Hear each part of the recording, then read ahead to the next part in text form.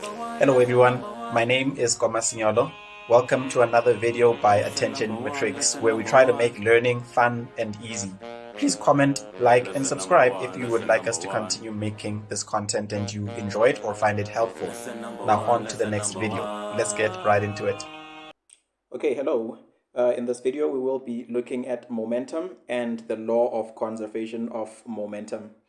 Okay, so I will be explaining what momentum is. I will be explaining why momentum is important, and I will be explaining some equations or some concepts and equations where momentum is used.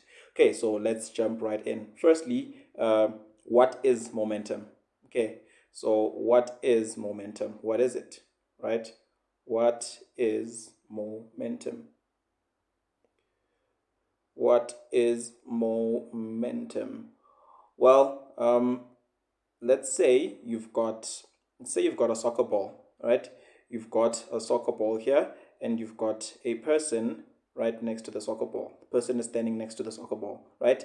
This person runs towards the soccer ball and kicks the soccer ball, and the soccer ball starts moving, right? It moves in the direction that the person kicked the soccer ball, right? Moves that way, in that direction. Okay, and this soccer ball has a mass m, and it's moving at a certain speed, at a certain velocity.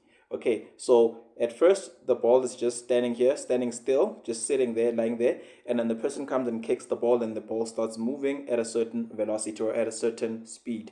Now that ball has what we call a momentum. Okay, because that ball has a mass and it has a velocity, it's moving at a particular velocity, then that ball has what we call momentum.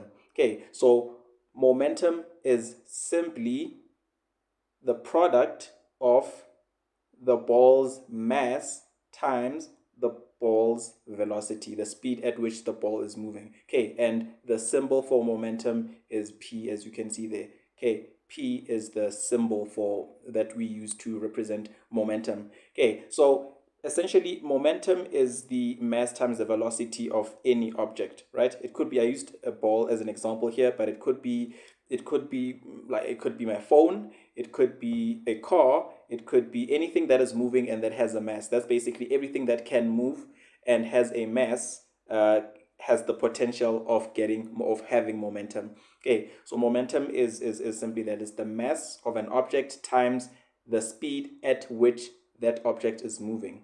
Okay, so that is what momentum is, and momentum is a vector quantity. Okay, so it has a force and a direction. So for instance, you remember what a vector is? A vector, okay, so a vector. So momentum is a vector quantity. A vector is any quantity that has a magnitude. In other words, it has size and direction. It has magnitude and direction. Okay, so for instance, if I say John walked, and then someone asks me, how far did John walk and in which direction did John walk? Well, I would say John walked 50 meters towards the east. Okay, because 50 meters is the magnitude and towards the east is the direction, then the quantity that I just explained there, which is displacement, is a vector. So momentum is the same way. You have to have a magnitude and you have to have a direction. You can't just have one or the other, right? You have to have magnitude and a direction, and it is a vector. Okay, so momentum is a vector. Now, just to explain this concept a bit further, for those who have forgotten, this is you should remember this from earlier grades, but just to explain it, just to basically recap. So I will use an example, right? I will use the example of the ball, right? If you've got a person, okay, say you've got a person here. I'm going to use the ball again. Person kicks the ball moves in this direction, and this ball, let's say the mass of this ball is 2 is actually too big. Let's come up with sensible numbers. How much do balls weigh? Let's say 0.5 kilograms, and it has a velocity of 2 meters per second. Then the momentum, right, the momentum of this ball will be, first let me just write out the equation, mass times velocity, and the mass of this ball will be 0.5, and the velocity will be 2, so the momentum will be 1. Okay, it will be 1, but it will be 1 watt. What are the units? Remember, in physics, we're always dealing with quantities that have units. Okay, for the most part, 99% of the time, you're going to be dealing with quantities that have units. Okay, you're not going to be dealing with dimensionless quantities for the most part. So in this case, you can see that we are dealing with a mass that is measured in kilograms and velocity that is measured in meters per second. Okay, so it follows that the units, right? The units for your momentum are equal to kilograms times meters per second, like that. Okay, you could either express the units like that, or you could express them like this, where you have m and then divided by s. Okay, either one of these two forms is correct. These are the units for your momentum. Okay, this is basically just us recapping. Momentum is the mass times the velocity of an object, and it is a vector quantity, meaning that it has size or magnitude and direction as well. Okay, so that's what a vector is. Now, why is momentum important? Okay, so we just covered what momentum is. Now, why is it important? Okay, let's delve right into that. Why is momentum important? So, in real life, right, everything that moves and that has a mass has momentum, right? So it tells us that momentum gives us an indication of the way in which objects with a certain mass and a certain velocity will move, right? It gives us an indication of the way in which those objects will move. Now, where is this useful and why is this useful? Firstly, I'm going to ask you this. What causes an object to move? Why do objects move? What causes an object to move? If I've got a ball here, I'm going to keep using the ball example. I love soccer. Okay, so if I have a ball here on the ground, right, and the ball is just chilling there, this ball won't just start moving for no reason, right? What can cause this ball to move? Well, if somebody comes and kicks this ball, okay, that's a weird leg, but if somebody comes and kicks this ball, well, the ball will start moving. Okay, but what did that person apply onto this ball so that it starts moving? That person applied a force. Okay, so you have an external force causing this ball to move at a certain velocity. So that force was the cause of the movement of this ball. Okay, so now let's say I say to you, how much, now that this ball is moving at a certain speed and it has a certain mass, remember momentum is mass times velocity. This ball is moving, it has a certain mass and it's moving at a certain speed. I ask you, how much force is needed in order to stop this ball from moving? Okay, that's why this is where momentum comes in. Now, momentum can give us an indication of how much force is needed for us to stop an object from moving, all right, to bring the object to a complete standstill or to influence the movement of an object. Okay, so let me give you a practical example. Practical example that you're probably going to come across a lot is a car.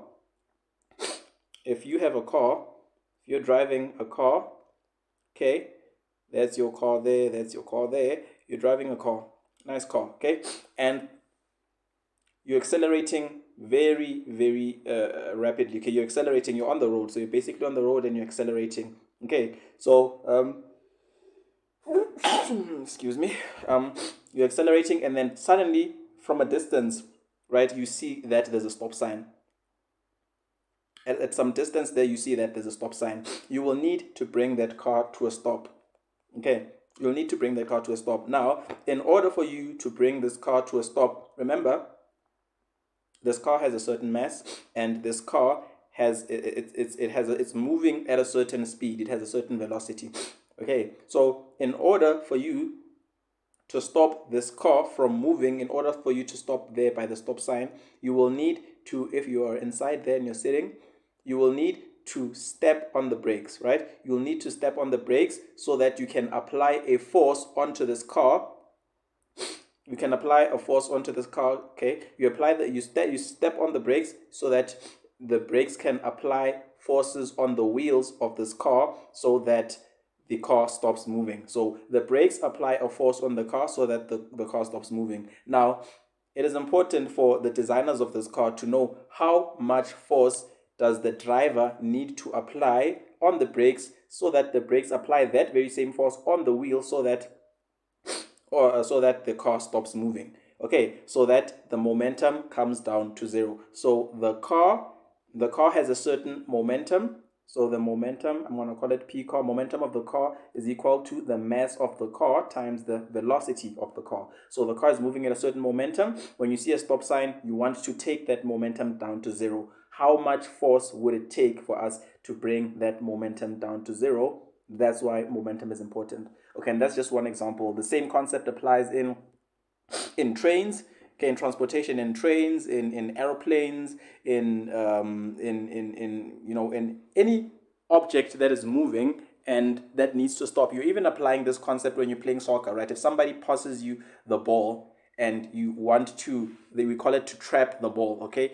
Basically to stop the ball, then you are basically intuitively, without even knowing it, you're doing a calculation of how much force will you need to apply on the ball so that the ball stops moving. Your brain is so advanced that you do that calculation in a split second, and you can put your foot and put in the right amount of resistance so that that ball stops moving. Okay, so that's why momentum is important. So momentum basically helps it helps give us an indication of how much force you would need to stop something from moving or to get something to move, right? Or to get something to move. So the bigger the mass of an object, the more force you will need to get it to start moving. In other words, the more force you will need to give it some momentum.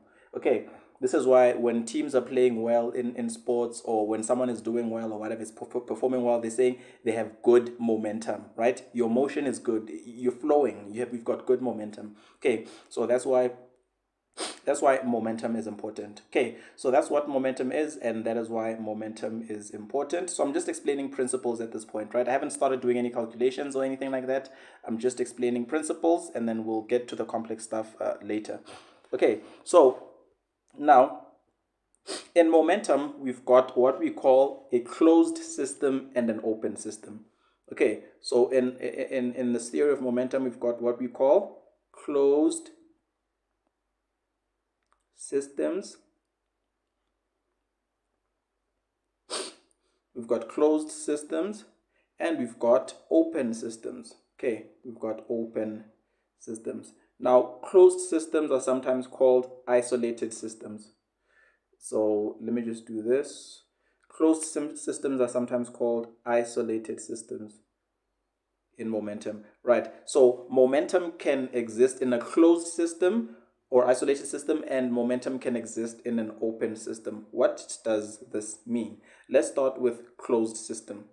Okay, let's start with a closed system. I'm gonna go back to, should I use my ball? I'm gonna go back to my ball. Okay, so here's my ball again. My ball is on the ground, and say this ball is moving. It's already moving. Okay, so by the time we come here, this ball is already moving. So somebody somewhere caused this ball to move, right? They caused this ball to move. So this ball has a certain mass and it has a certain velocity, meaning that this ball has momentum because it has a velocity and it has a mass. Now, because this ball has momentum, somebody applied a force at some point in time to make it start moving, or maybe it's either at a slope and then the force is either being applied by gravity or something, but there's been a force that has been applied to this force in order to give it some momentum, in order to get it to start moving. Right, now a closed system simply means, now put very simply, a closed or isolated system simply means that there is no external force, right? There is no external net force. It's important to add in the net. There is no external net force. Okay, no external net force acting on this ball. There is none. There's zero external net force acting on this ball. Now, what does that mean? That sounds all sciencey and physicsy, right? Let's make it make a little bit more sense. What does it mean? There's no external net force acting on this ball. Well, it means that while this ball is moving, right? while this ball is moving. And I want you to take note, I could be talking about a car, I could be talking about anything that is moving. It's just the mere fact that I'm talking about a ball doesn't mean that momentum only applies to balls. Okay, it could be anything that is moving that has a velocity and a mass. Now, what do I mean when I say there is no net force acting on this ball? What I mean is that this ball is moving at a constant velocity. Okay, sorry, that's at a constant velocity and it has a mass. This ball is moving at a constant velocity. It's not accelerating or decelerating. It's moving at a constant velocity, and it stays moving at that constant velocity. Okay, it stays moving at that constant velocity unless an external force acts on it to make it change its velocity. Okay, so that's what a closed system means. Okay, so a closed system simply means that while the object is moving, while this soccer ball is moving, while it is moving, there is no force acting on this ball causing it to slow down or to speed up. Okay, so that's there is no force causing it to accelerate, either decelerate or to accelerate. There is no external net force acting on this ball. Now, that does not mean that there was never ever a force acting on this ball. Remember, this ball must have been kicked by someone in order to start moving, or it must have been caused. It must have been given the action to move by some source, by somebody, before it could start moving. It didn't start moving on its own. So that's not what a closed system does not mean that no force has ever been applied on this ball. No, a closed system simply means that while the object is in motion, there is no force acting on it. There is no force acting together with the ball while it is in motion in order to slow it down or to speed it up. Right? Somebody can come while the ball is moving, somebody can come and kick it again to make it move quicker. It's still a closed system. Why? Because that somebody kicked it and the ball moved on its own, and it maintained that new velocity. So the person isn't kicking it and then keeping his foot on the ball. No, the foot isn't being kept on the ball to consistently be applying that force. No, the person kicks it, just it's a kick, it's quick, it's kick, you apply a force and then that's it. Right? So a closed system basically means that while the object is in motion, while the object is moving, there is no force acting on it. So if I were to draw my ball there, there's my ball. There is no force acting on the ball while it is moving. That is what an isolated system or closed system is, right? What is an example of a force that could be acting on the ball? Well, an example of a force that could be acting on the ball while it is moving, say this ball is on the ground, right? If it's on the ground, then this ball could be experiencing friction from the ground. Now, friction is a force that simply opposes motion. It's simply a force that opposes motion. It acts in the opposite direction of the motion in which an object is traveling. Now, this frictional force here, if this frictional force was acting on this ball while this ball was moving, then this would not be a closed system. Why? Because you've got that frictional force acting on the ball while the ball is moving. So then this would not be a closed system. It would be an open system or an unisolated or non-isolated system. Okay, so that's what a closed system is, and that's what an open system is. A closed system simply means that while the object is in motion, right? Let me just write that down. Let me write closed system. An example, okay, just closed system while the body, they call it the body. You can call it a body, object, whatever, the thing that you're looking at. While the object is in motion, or while the body is in motion, the ball in this case is our body, right? While the body is in motion, no net external force or no external net force acts on it. No external net force acts on it. Okay, that is what a closed system is. Now, what is an open system? An open system is simply the opposite of that. Remember, closed system can also be an isolated system. Okay, so an open system is while the body is in motion. While the body is in motion, a net external force acts on it. For instance, friction, right? For instance, friction could be one of could be that that force. It could be a net applied force. It could be a number of other external forces. Okay, like drag from the air. Okay, so that's what a closed system is. So, okay, so basically so far we've covered what momentum is, why momentum is important, what a closed system is, and what an open system is. Now, why is it important for us to know what a closed system and an open system is? Why?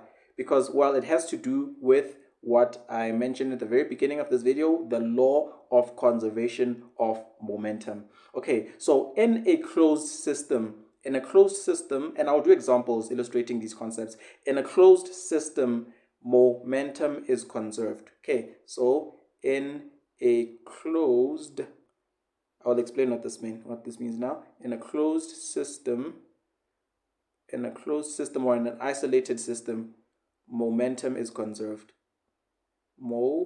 Momentum is conserved. What does this mean? What does the word conserved mean? Well, the word conserved means that the amount stays the same. Okay, the amount that you start off with is the same as the amount that you end up with. Okay, so in a closed system, momentum is conserved. It means that if you have a momentum in a closed system in the beginning, and after you've got a certain momentum after, not in the beginning, but in the end, then the momentum that you had in the beginning and the momentum that you had in the end should be the same. Okay, it should be equal. Now, let us use an example to demonstrate this. I'm going to use a ball, but this time I'm going to use two balls. Okay, so let's say you've got a ball here and it's moving at a certain velocity and it has a certain mass. I'm going to call it mass 1, and it has a certain velocity, velocity 1. Okay, and you've got another ball here. Let's just decorate it a bit. You've got another ball here and it's just chilling, right? This ball has a velocity 2, and it has a mass 2. So this ball is not, the velocity of this ball is 0.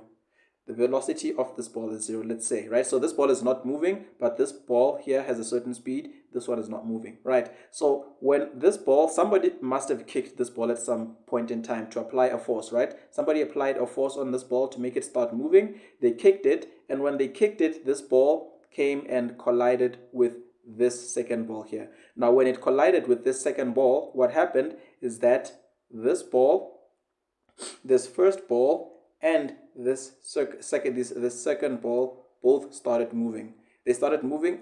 This one started moving, and then this one continued moving. Okay, so it continued moving. Now, you will agree with me that if in the very beginning of this lesson I said to you momentum is equal to the mass of an object times the velocity at which it's moving. Now, if this first ball here has a mass 1, right, and it has a velocity 1, then you will agree with me that the momentum of this first object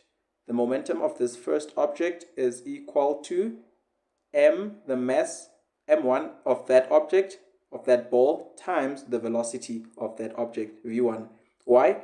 Because I'm going to call it p1, momentum 1, because the momentum of an object is its mass times its velocity. So since this ball has its own mass and has its own velocity, its momentum is its mass times its velocity. Okay, now same thing can be said with the second ball.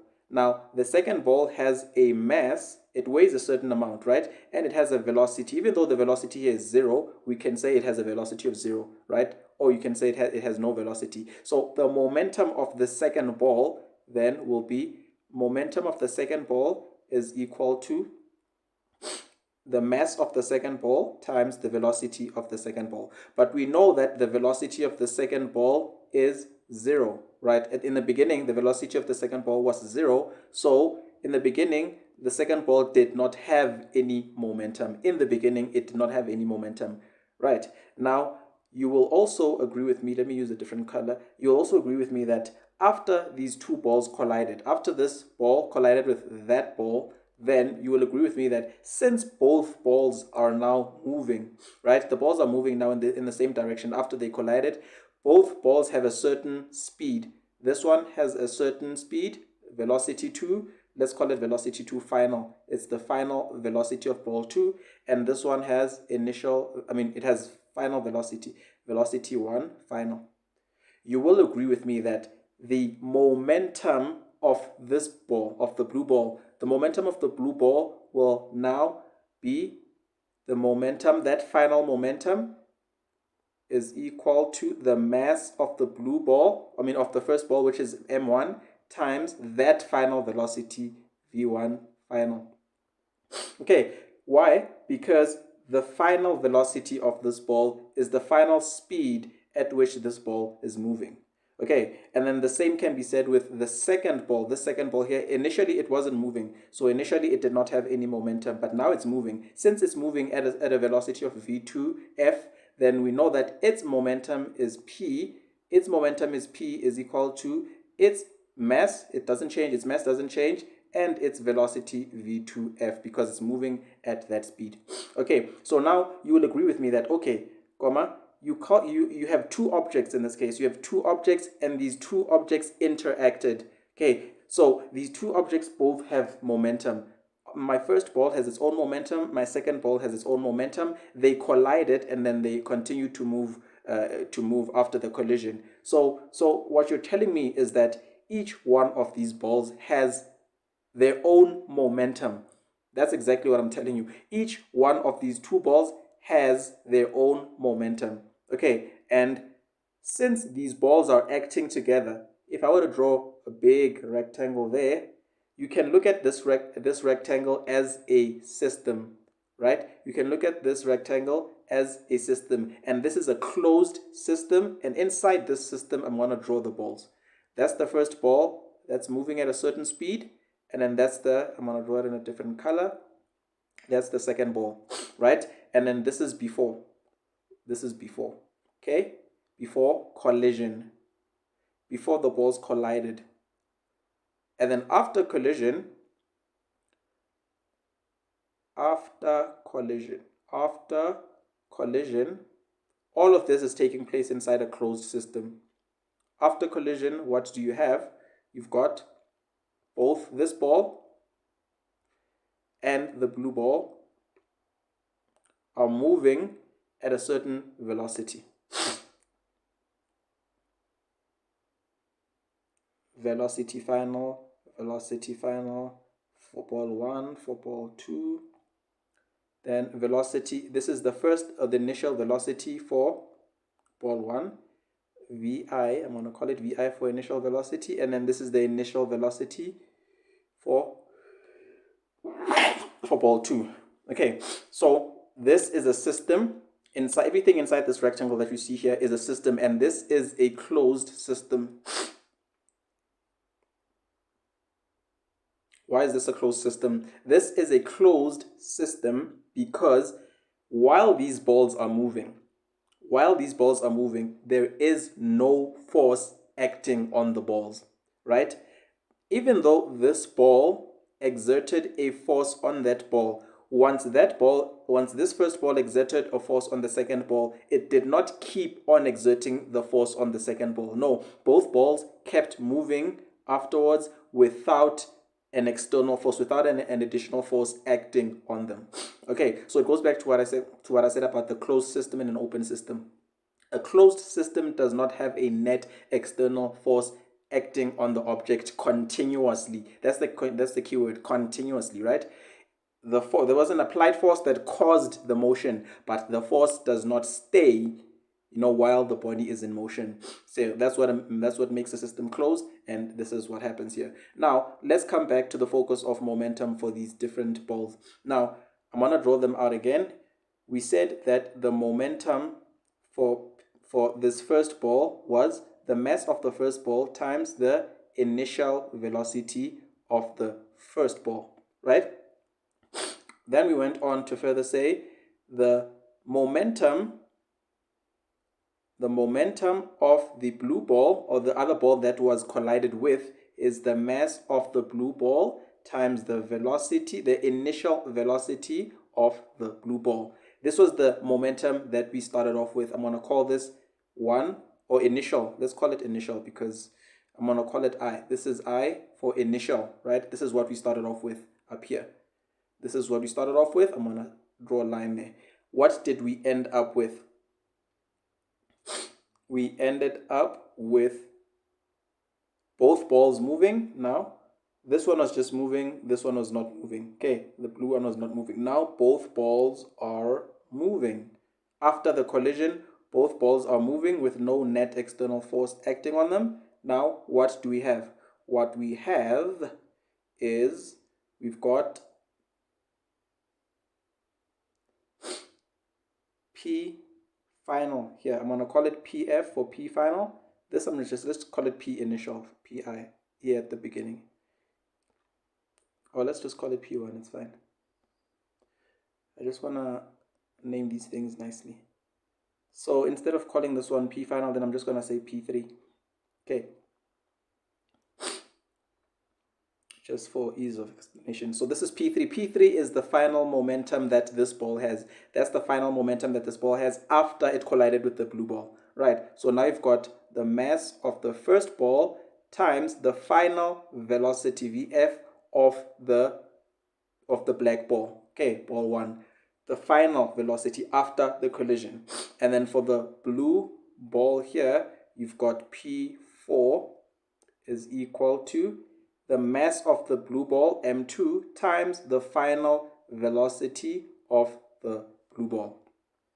Now, remember what I said about the law of conservation of momentum. The law of conservation of momentum says that momentum in a closed system is conserved. It does not change. It stays the same. Meaning that the momentum of P1 and the momentum of the first ball and the second ball initially should be the same as the momentum that you end up with when you add those two momentums in the final situation. Okay, so this is F for final. So the momentum that you started off with up here, the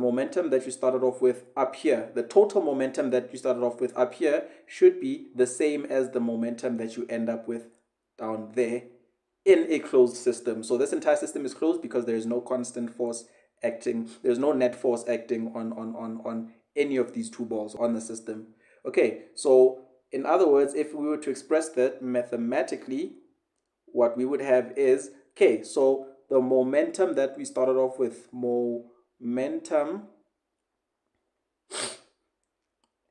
let me just say total momentum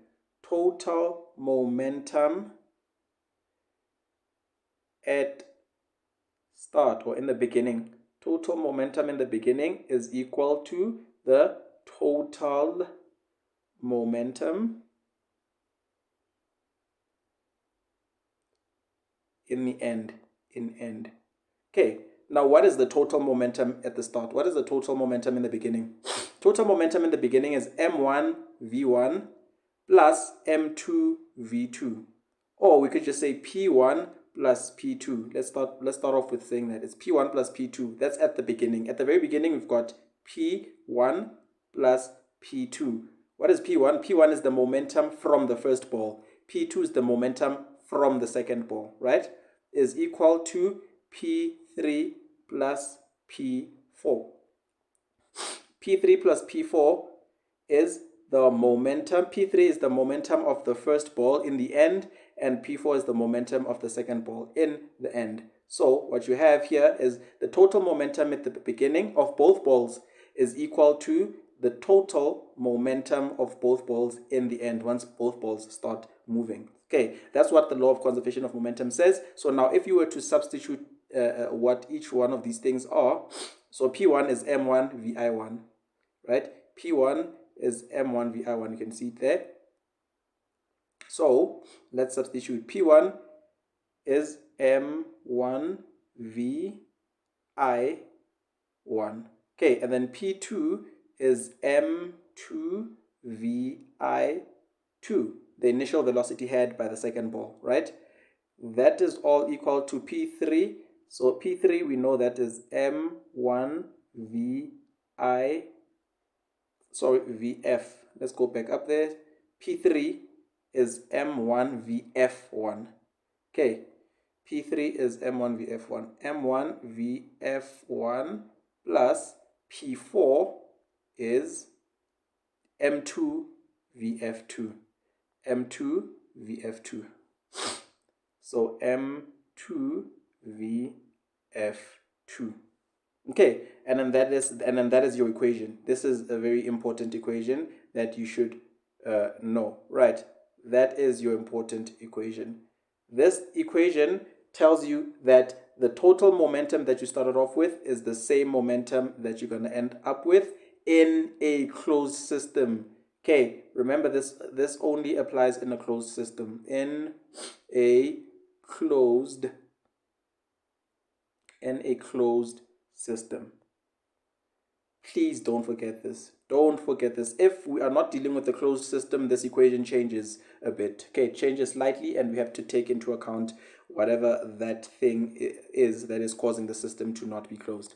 Okay, so basically that is what momentum is. That is why momentum is important. That is what a closed and open system are, and this is the equation for the law of conservation of momentum. The law of conservation of momentum states that the momentum that you start off with in a closed system is the same momentum that you end up with in a closed system. Okay, so I'm going to stop here for this video. I'm going to do an example with calculations and everything on a different video. But the way I want to approach these concepts and these topics is that I want to dedicate a video to just explaining the concept and the principle, and then dedicate a separate video with solving an actual example using calculations. Okay, so on a separate video, I will do an example with calculations, and on a further video, I will explain what elastic and inelastic collisions are. That has to do with when two objects are colliding, just like our balls here collided. I would explain that in a separate video where we have elastic and inelastic collisions and what all that means, and then we'll do examples for that. Okay, but as for this video, as for what momentum is and why it's important and what the equation for momentum is, I think this is a good place to stop. Okay, till next time. Lesson number one, lesson number one. Lesson number one, lesson number one.